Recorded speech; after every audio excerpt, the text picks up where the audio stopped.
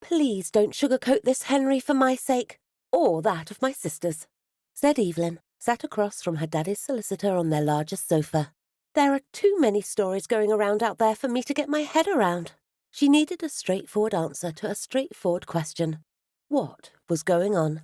Olivia was upstairs reading her magazines and listening to music, but Evelyn had asked Georgia to attend the meeting. She needed 2 sets of ears, in case hers weren't working properly. Her middle sister was strong enough and wise enough to accept some hard truths about their daddy. Olivia, bless her, wasn't. "We were expecting to see you about our inheritance," added Georgia. "But it doesn't look like that's happening now, does it?" Evelyn glanced to her left at her sister, who was looking smart for the meeting, in a white blouse and jeans. It was as smart as her sister went, anyway. She had put on a white shirt, dark blazer and black skirt. It was a respect thing that her daddy had installed in her. "How bad is this, Henry?" she asked. "It's bad, Evie," replied Werner, leaning forwards with the folder in his hands. "How bad exactly, no one knows for sure, but we do know conservatively that there's a hole in the company's finances to the tune of at least $250 million, and that's without the full audit report.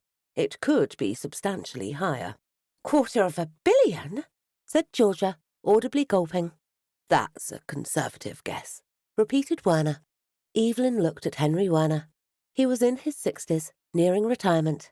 He was a chunky man, probably 17 or 18 stone, with a big round belly hanging over his wide trousers. He had an amiable face, crowned by a full head of white hair. At previous meetings, she had thought he was a decent man, which was unusual for lawyers.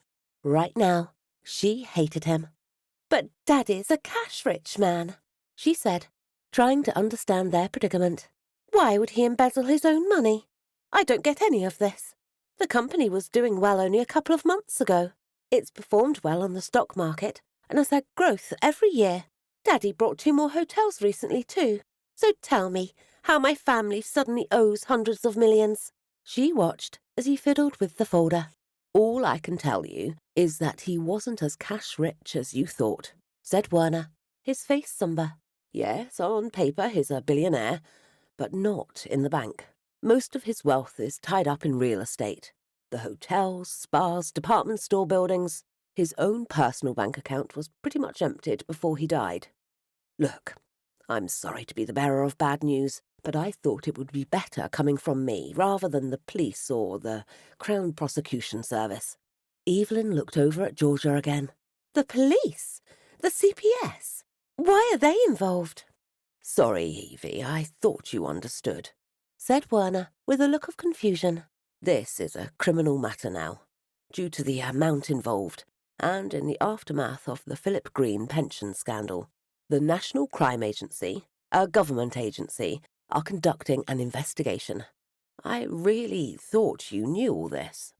"What's going on?" asked Olivia from the lounge doorway. "Why wasn't I invited?"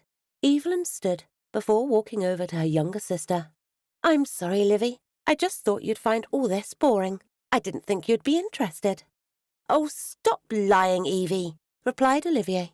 "You think I'm not smart enough to understand, don't you? You thought you'd just leave me upstairs reading my dumb magazines."